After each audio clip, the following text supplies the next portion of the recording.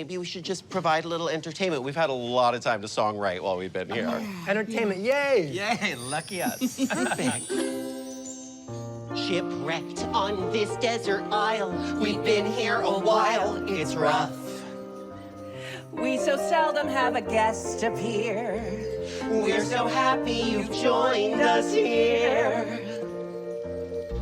So sit back and relax. Cause stress makes you stringy and tough. And we've run out of our supplies. So we must improvise. Welcome back to our dinner party. That was a clip from this summer's highly anticipated new reality Hulu show. It's called Drag Me to Dinner, created by one of Hollywood's most beloved couples. With us today, Neil Patrick Harris and David Burtka. Where does the mind, how do you create this show? I mean, I can't even form the words. Are you lying in bed and you wake up and go, I know, a drag dinner party? Kind of. I mean, drag queens make everything better when you see a performance by them. We both are fans of drag. I did Hedwig, and so I've been in drag some, and we know our way around dinner parties, and we thought... I wrote a book called Life as a Party, so, I mean, it makes sense. Drag queens, cooking shows, we love competition cooking shows. But is it a real competition? They do. They are competing. They are competing, but it's not. It's more of a mock-you competition, so they are actually cooking, and they are throwing a dinner party. But there is a lot of fixes and a lot of sort of TV magic that happens as well. But it's intentional that it's comedic. Okay. We know that people who watch drag content are smart and have, like, quick senses of humor. And we know that people that watch the cooking competition shows have seen them before and they know how it works, right? So we wanted to do one that was like a send-up of all of those things put together. So the categories are decor. Food and drink. Food and drink. Design and decor, and entertainment and overall vibe. We're not called judges, we're called judgers, because snap, we gotta read. Bianca Del Rio is one of the judgers. You can see her there. And each episode, it's sort of like a little Pee-wee's Playhouse, a little Between Two Ferns. It's intentionally comedic. This was sort of a carnival episode. Big Top, Big Bottom is what it was called. David. Can I say that? You can say it now. That's what it's called. We had one called the Whoring 20s, which is that theme. And what was like that decor? Speakeasy vibe. Yeah. 1920s vibe. Yeah, a Tupperware party. Okay, so we know that you all throw great parties yourself. Let's take a look at one you had. It's a really impromptu dinner, and yet beautiful. Look at these plates. Very Funhouse Farm. That's where we are. We're at Funhouse Farm. Here's the food. Whoa. Steak, yo. Pasta. David knows what they're called. But I say steak pasta. I like what. That was a good dinner party. Yeah, that was me cooking. A drag queen wasn't cooking, no. You were doing the cooking. So how do you manage that? Because one of the challenges I have when I'm doing a dinner party is trying to entertain and do the cooking. I mess up every time. It's not easy. It's really not easy. I mean, having people help you, have potluck, the modern potluck, and there's nothing wrong with that. I'm all about that, yeah. But it's hard to say, like, trying to get it all together. I sort of just excuse myself for a little bit and make sure that everything's ready, and then I'm able to sit down and enjoy the party. We have another guest for the dinner party, the host of the show that you have dragged me to dinner, Murray Hill. Now, he's a comedian, actor who's been entertaining fans for 30 years, most recently as Amy Schumer's eccentric boss, also named Murray, in the hit comedy series Life and Beth. Please welcome to the party, Murray Hill. Come on out, Murray!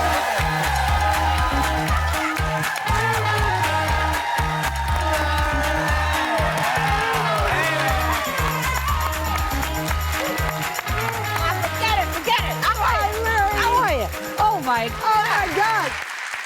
Murray, the move. So tell me this, the idea for this show, when you saw the concept, why did you know? They're already calling it the most anticipated show of the summer. They are? Dave. Neil. I almost did a spit take. I'm gonna splash you with this water right here. You know, I've hosted live shows for, most of my career, about 25 years, and it's always been a dream of mine since I was a little kid, and I looked exactly the same as I do now, except I had cheekbones. All right?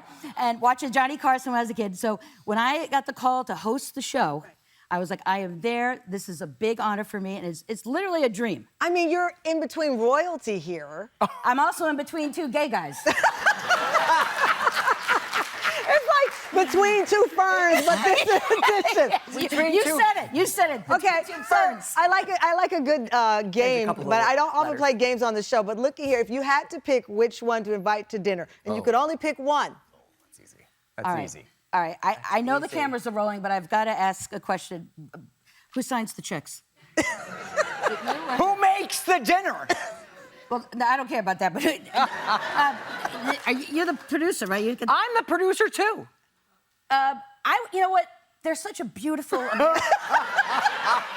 such a beautiful American couple that I would like to have both of them. You don't No, get to. you can't. gotta pick one. You can't. No, Sophie's choice. because that's what you do. Tammy, don't make me call you Tamron. Tammy, don't make you. But no, you have to pick one because at the dinner party, you know people play truth or dare. They play those awkward games that you regret. It is awkward. It is. So you have to pick one, Murray. Kanifa. Well, the way he's looking at me, I'm gonna. This is okay. They Okay, we're gonna go to a break. When we come back, Murray has to determine which of the guests will make the cut. Will it be Neil? Will it be David? We will find out and more behind the scenes. Drag me to dinner after the break. We're gonna let our guests decorate their own divorce cake. I think that that's looks like a good. Baby. Look at that. Everything bagel bites. Okay, so you're gonna wanna separate the dough, just like your marriage.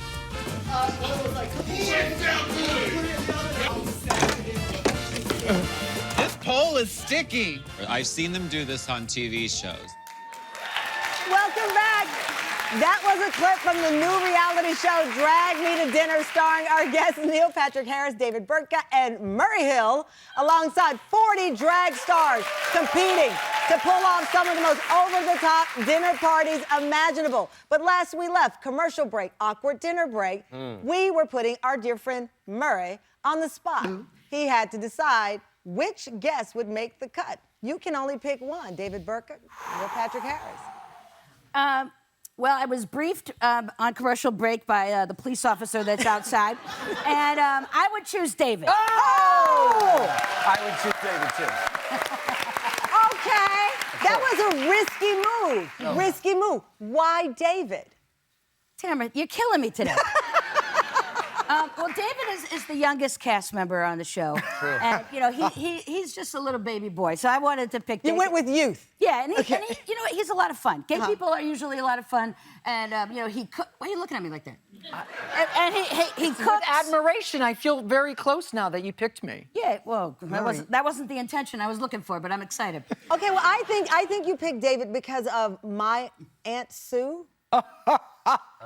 My aunt is on the show, Sue Chef. Yes. Your Aunt Sue Chef. We have a photo of Aunt Sue.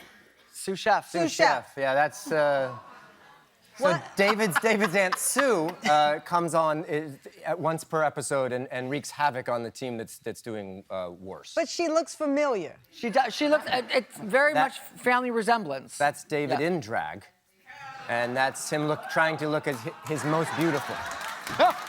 That's his fishy drag right there. You got curves, that's for sure. Yeah, I got you a lot of curves them. and moves. Where did Aunt Sue come from?